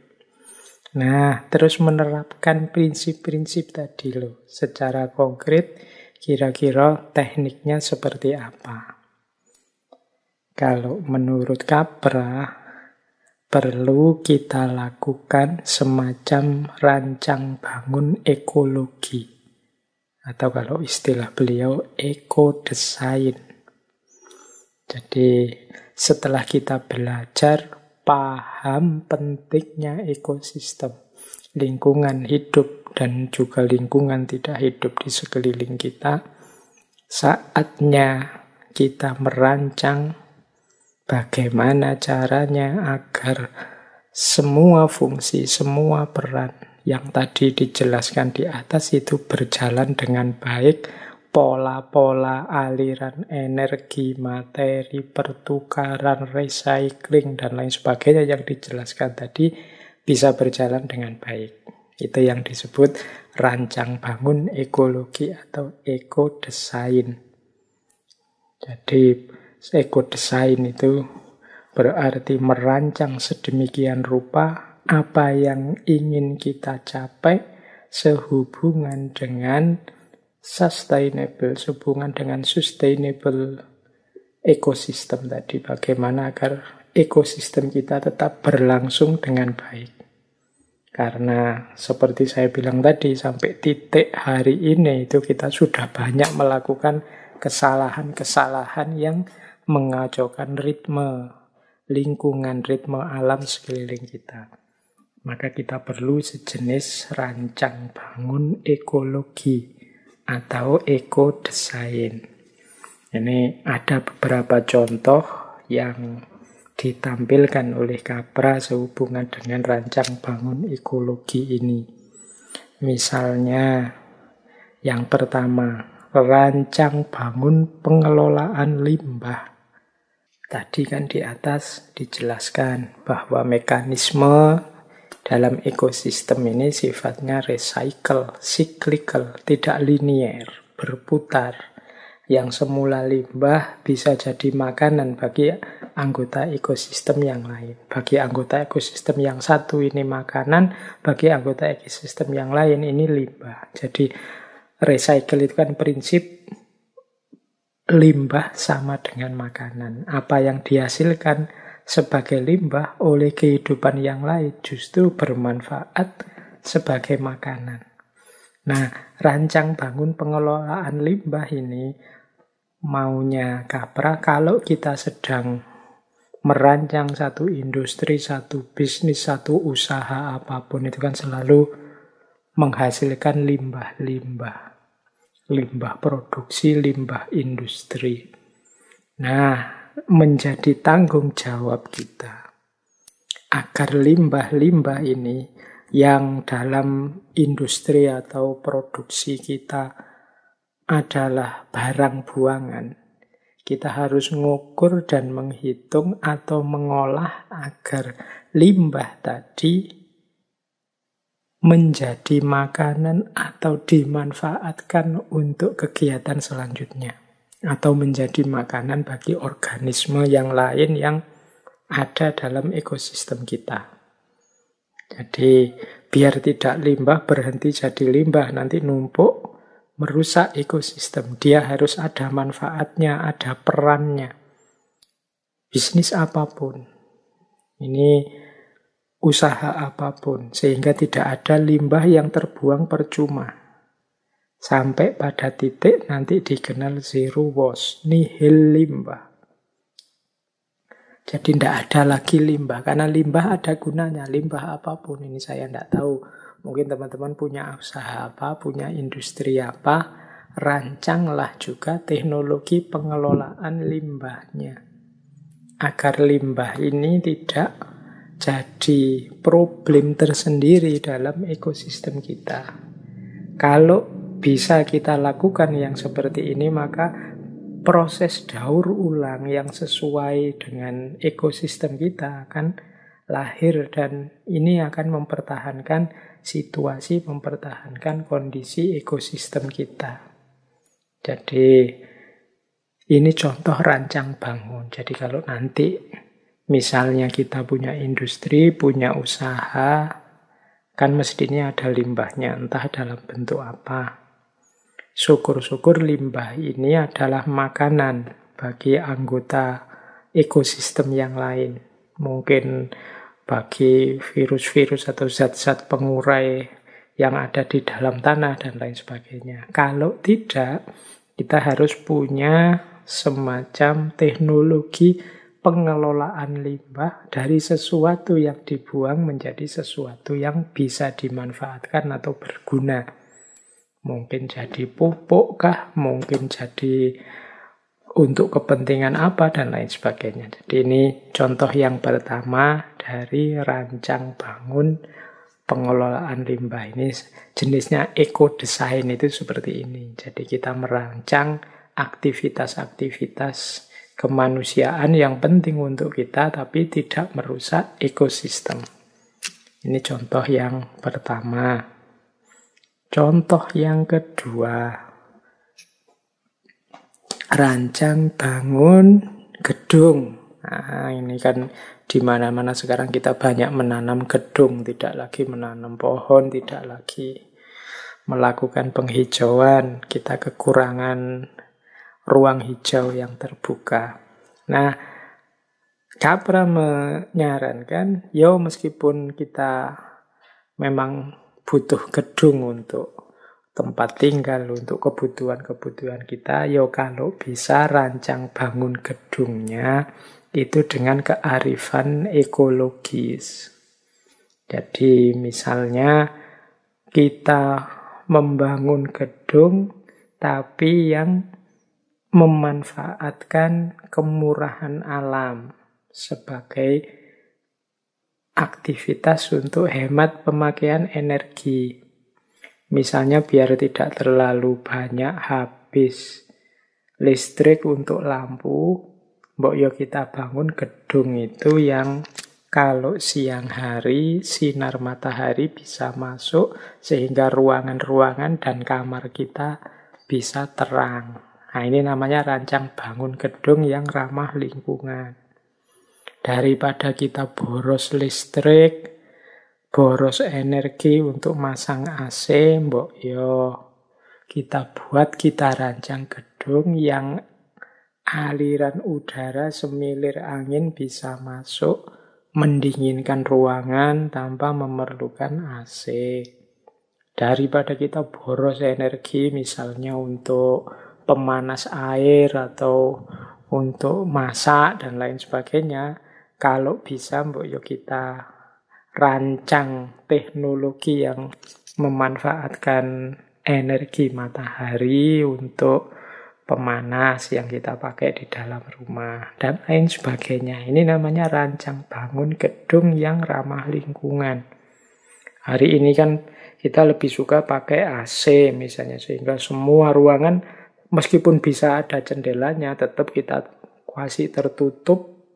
Kemudian kita pakai AC. Nah, ini tidak sadar ekologis. Harusnya kalau memang memungkinkan kita bikin ruangan yang dengan jendela, dengan pintu yang memungkinkan udara masuk tanpa kita butuh AC. Tanpa harus kalau siang menyalakan lampu, kita bikin ruangan yang cahaya matahari bisa masuk. Kalau simbah-simbah kita zaman dulu itu bahkan ada genteng yang terbuat dari kaca. Nah, ini kan kalau siang cahaya matahari bisa masuk tanpa harus menyalakan lampu. Kita hari ini kan lebih suka ruangan tertutup yang bahkan siang hari di luar terang benderang pun di dalam rumah kita, di dalam kantor kita gelap. Sehingga kita butuh lampu tambahan. Nah, ini prinsip yang tidak ramah lingkungan. Ayo rancang bangun gedung mulai awal. Mungkin ada teman-teman hari ini yang arsitek, mulai berkreasi sistem tata rancang gedung yang ramah lingkungan. Ini prinsip-prinsipnya tadi kan jelas. Ada 5 prinsip tadi, diversity, flexibility, dan macam-macam. Ini teman-teman arsitek mestinya lebih bisa menangkap cara menerjemahkan kelestarian lingkungan dalam bentuk rancang bangun gedung. Terus Capra juga mencontohkan termasuk rancang bangun ekonomi. Beliau punya gagasan untuk pertumbuhan ekonomi, ada istilah bioregionalisme. Bioregionalisme itu bagaimana rancang bangun ekonomi kita, pengembangan ekonomi kita itu memanfaatkan apa yang disediakan oleh alam yang ada di tempat kita masing-masing. Jadi tidak terlalu banyak mengandalkan kebutuhan ekonomi dari luar tempat kita. Itu namanya bioregionalisme. Kebutuhan pangan, kebutuhan peralatan dapur, peralatan rumah tangga, sandang, baju, sarana prasarana, transportasi, dan macam-macam itu kalau bisa yang dari lingkungan tempat kita, sekeliling kita saja. Bahan-bahan bangunan, kemudian kayu, rotan, apa saja yang dari tempat kita sendiri, makanan, kebutuhan pakaian juga yang dari sekitar kita saja. Mengapa harus begitu? Selain memaksimalkan potensi alam yang ada di sekeliling kita, lingkungan sekeliling kita juga mengurangi misalnya emisi karbon yang muncul dari transportasi-transportasi karena kita impor dari luar daerah. Apa-apa kita impor dari mana-mana, padahal dekat-dekat kita ada. Jadi pangan kah, makanan kah, dan macam-macam itu kan bahan-bahan bangunan kah, sebenarnya kan dekat-dekat kita selalu ada tersedia siap.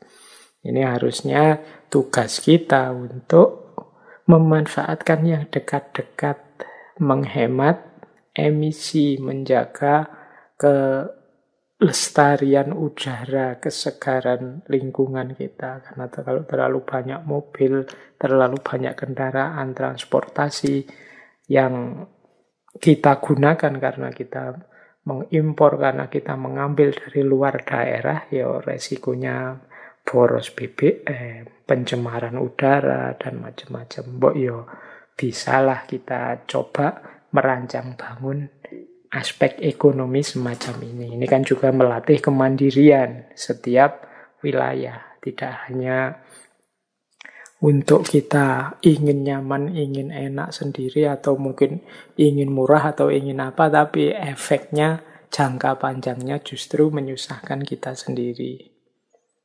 Bahkan nanti Capra punya istilah eco-tax. Eco-tax ini pajak. Kata Capra, eco-tax ini satu cara untuk mengerem laju produksi dan konsumsi agar alam tidak rusak karena bisnis atau ekonomi yang tidak ramah lingkungan. Bagaimana prinsip eco-tax ini, pajak lingkungan ini? Ada beberapa rumus. Yang pertama, semakin banyak limbah diproduksi yang tidak ada gunanya, maka produk pajaknya semakin besar.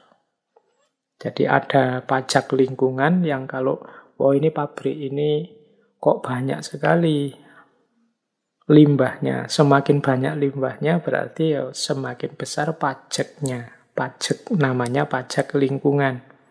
Nah, karena semakin besar pajaknya kan nanti harga produk ini jadi semakin mahal. Kalau semakin mahal kan akhirnya tidak terbeli. Konsumen pun jadi tidak mampu membeli, akhirnya mereka semakin hemat. Jadi ketika pajaknya tinggi, orang tidak bisa beli, masyarakat kan jadi hemat. Kemudian akhirnya perusahaan atau industri itu harus berpikir dua kali untuk semakin memperbanyak limbah. Ini namanya eco-tax. Termasuk juga eco-tax itu misalnya untuk konsumsi energinya. Misalnya kalau lebih banyak menggunakan energi fosil, ya pajaknya lebih besar. Energi fosil itu ya energi yang kita gali langsung, barang tambang yang bisa habis. Nah ini pajaknya semakin besar. Tapi kalau menggunakan energi-energi dengan energi yang bisa terbarukan, misalnya matahari, panas bumi, angin, ini kan mudah didapat, gampang terbarukan. Nah ini pajaknya bisa lebih rendah. Tapi kalau menggunakan energi-energi yang bisa mudah habis, ya berarti pajaknya semakin tinggi. Ini namanya eco-tax. Nah, ini contoh-contoh dari eco-design. Jadi melakukan apapun, apakah itu tentang limbah, tentang gedung, tentang ekonomi, bahkan tentang pajak, mempertimbangkan ekologi, mempertimbangkan situasi ekosistem lingkungan hidup sekeliling kita. Demi tadi perbaikan-perbaikan. Wong ini juga untuk kehidupan kita sendiri sebagai manusia. Baik, terakhir ini tentang ekoliterasi. Ini tadi sudah disinggung, tujuannya adalah sustainable community, agar kita sebagai komunitas, ekosistem kita ini tetap lestari, termasuk keberadaan manusia di muka bumi ini. Nah, kalau versi ekoliterasinya Capra, apa sih yang kemudian harus kita lakukan? Ini dibagi, yang kita lakukan ini kita bagi dalam 4 hal. Yang pertama head, yang kedua heart, yang ketiga hand, dan yang keempat spirit. Ini saya jelaskan ringkas-ringkas saja karena waktunya sudah mau limit ini. Kalau head itu kognitif, pikiran, heart, emosi, hati, yang ketiga hand, aktif, tindakan, dan yang keempat spirit, koneksional, relasi dalam. Nah, apa yang harus kita lakukan secara pikiran? Bagaimana memanfaatkan pikiran kita dalam rangka ekoliterasi? Yang pertama, kalau versinya Capra adalah mari kita kelola isu dan situasi problem-problem lingkungan di sekeliling kita dengan tadi perspektif sistem. Membacanya secara utuh, bertujuan, memperhatikan input yang kita berikan, dan lain sebagainya. Jadi, cara membaca secara sistem. Yang kedua, kita harus paham prinsip-prinsip dasar ekologi. Ini yang tadi antara lain kita jelaskan 5 tadi, itu kan prinsip-prinsip dasarnya, itu kita harus paham. Ini secara kognitif. Yang ketiga, kita harus kritis dan kreatif. Kritis itu berarti kita mampu melihat, mencari, menemukan kalau ada tindakan atau perilaku manusia yang merusak lingkungan. Itu namanya kritis. Tapi tidak berhenti di situ, juga solutif kreatif. Jadi mencari solusi secara kreatif. Dan kalau kita sudah paham, ya kita terapkan pengetahuan kita untuk situasi ideal yang kita inginkan. Kemudian juga mari kita waspadai juga pengaruh-pengaruh negatif, efek-efek tindakan manusia, teknologi manusia pada alam. Karena yang memungkinkan mengintervensi secara destruktif, negatif dalam komunitas, dalam ekosistem itu biasanya manusia. Maka kita harus jeli dan waspada. Dan untuk aspek kognitif yang terakhir, tadi ekodesain. Mari kita gunakan pikiran kita untuk merancang hal-hal yang ramah lingkungan. Kemudian kita ambil keputusan-keputusan yang menguntungkan seluruh ekosistem dengan melihat konsekuensi-konsekuensi jangka panjangnya.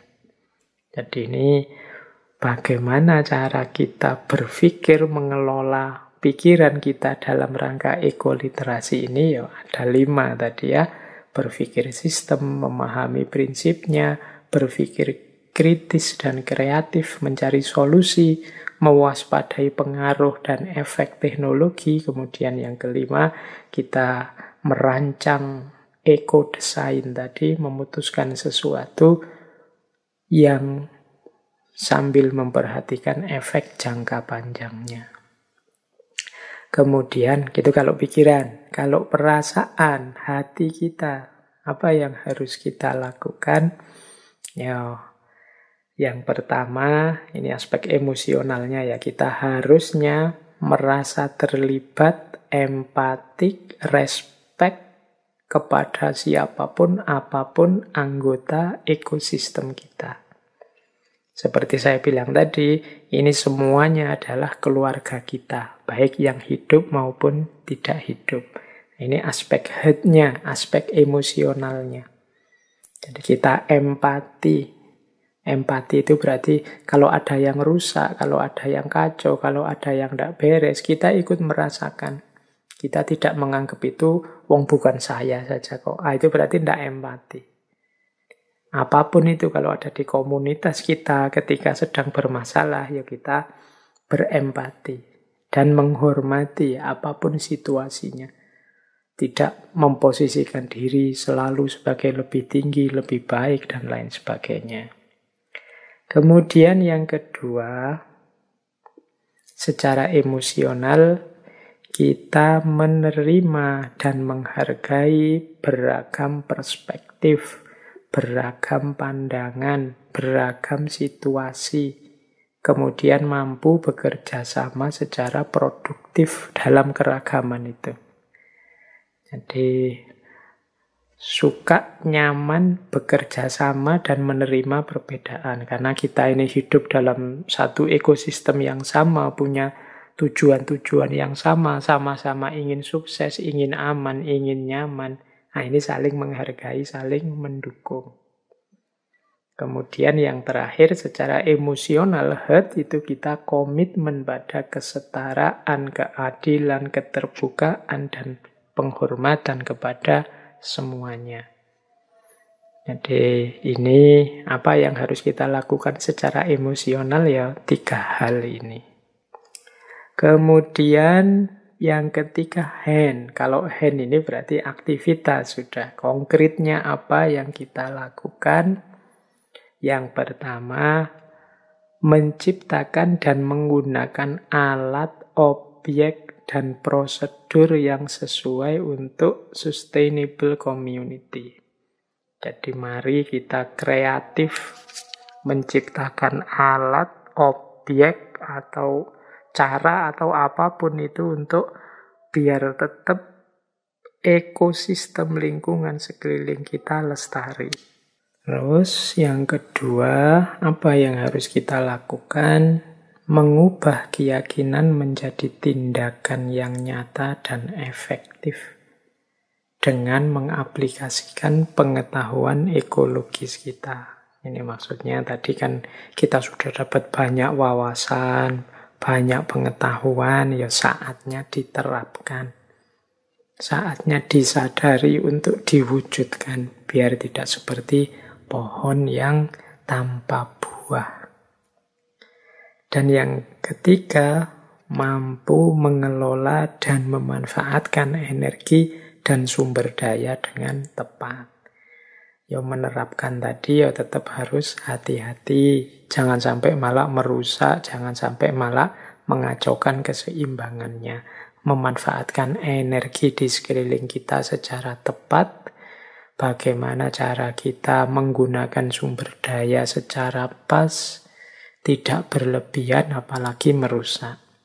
Jadi apapun yang kita lakukan, semoga tidak nabrak prinsip-prinsip ekologi yang sudah kita pahami tadi. Nah, ini yang melalui hand atau aktivitas.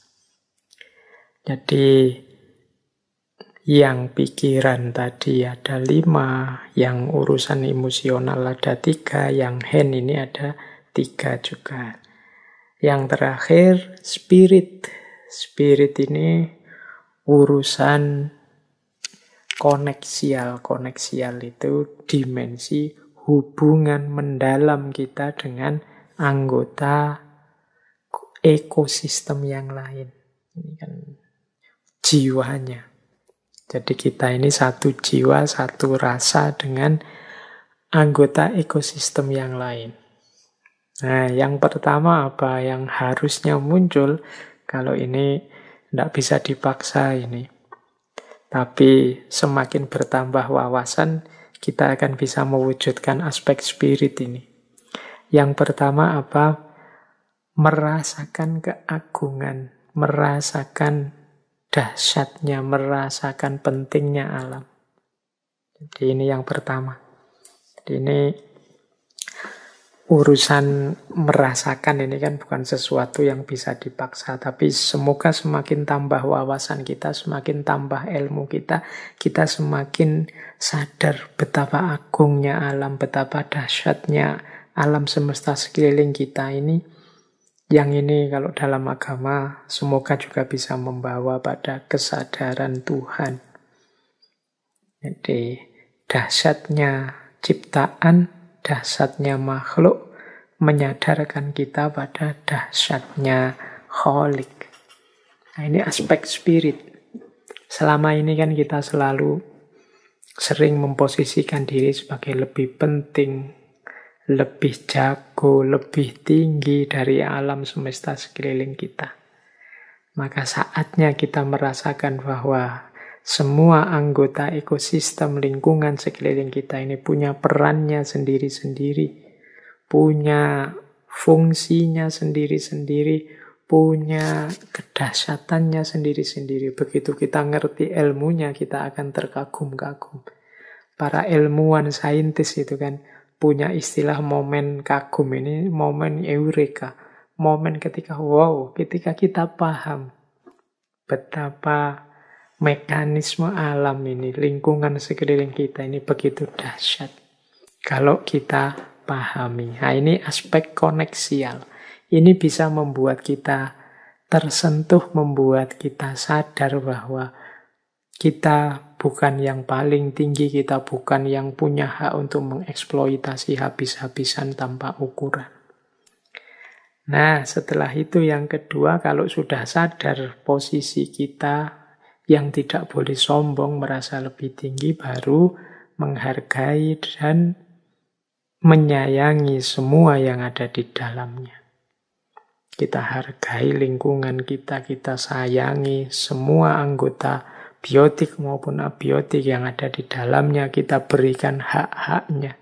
Tidak kita kangkangi hanya untuk kepentingan kita saja. Ini aspek spiritnya. Dan yang ketiga, kita merasakan bahwa kita dan mereka itu adalah saling terhubung, saling dekat, saling butuh. Pertumbuhan kita tergantung pada mereka, demikian juga kelestarian mereka, keberadaan mereka tergantung pada kita. Nah, ini kesadaran spirit. Ini kalau dilanjutkan bisa jadi kesadaran spiritual, kesadaran koneksional kita dengan anggota makhluk dalam komunitas ekosistem kita. Ini aspek koneksial. Jadi kalau head kita, pikiran kita sudah seperti yang dijelaskan ini, kemudian emosi kita, batin kita sudah seperti itu, hand kita, aktivitas tangan kita sudah punya ciri, dan secara spirit, kejiwaan, koneksial kita punya 3 karakter tadi, insya Allah akan muncul sustainable community, komunitas yang lestari. Jadi kebersamaan kita dengan lingkungan hidup sekeliling kita yang nyaman dan aman akan terus berlanjut. Ini kalau ada yang masih bertanya apa saja yang harus kita lakukan, ya itu tadi. Pikiran kita lakukanlah 5 hal tadi, batin emosi kita lakukan 3 hal ini, tangan kita, aktivitas kita semoga tidak jauh dari 3 ideal tadi, termasuk relasi, koneksi kita dengan lingkungan sekeliling kita, semoga relasi yang saling mengagumkan, kemudian relasi yang saling menghargai dan sadar akan saling kebutuhan. Baik, ternyata waktunya sudah mepet, mungkin malah sudah sampai harus saya akhiri. Saya tutup saja dengan satu quotes. Ini satu quotes ini rencana saya kapan-kapan kita angkat lagi satu tema yang lebih dalam dari Fritjof Capra ini, yaitu hubungan antara ekologi dan spiritualitas. Keberagamaan. Kalau malam hari ini kan kita lebih membahas ekologinya. Yang memang jembatan ekologi ini bisa berhubungan dengan spiritualitas. Kata Capra, ecology and spirituality are fundamentally connected because deep ecological awareness ultimately is spiritual awareness. Ini kan menarik. Ekologi dan spiritualitas itu hakikatnya saling berhubungan. Sebab kesadaran ekologis yang mendalam hakikatnya adalah kesadaran spiritual. Pikiran-pikiran Capra memang nanti arahnya ke sini. Tapi karena waktu ya tidak mungkin kita bahas semuanya. Nanti teman-teman malah bosen. Wong yo ngaji malam hari ini saja kan sudah ngantuk-ngantuk bertahan mati-matian yang memang ingin istiqomah. Ya semoga kita mendapatkan manfaat, maslahat, dan barokahnya. Nanti kita lanjutkan entah kapan tema ekologi and spirituality. Mungkin bisa kita awali minggu depan, kita pancing sejenak dengan tema ini melalui Sayyid Hussein Nasr. Baik teman-teman, untuk malam hari ini saya kira cukup ya. Kurang lebihnya mohon maaf, mohon dimaklumi kalau ada selip-selip kata, salah-salah ngomong. Karena betapapun tambah banyak bicara itu mestinya tambah banyak salahnya. Mohon dimaklumi, mohon dimaafkan. Wallahul muwafiq, wallahu a'lam bissawab. Wassalamualaikum warahmatullahi wabarakatuh.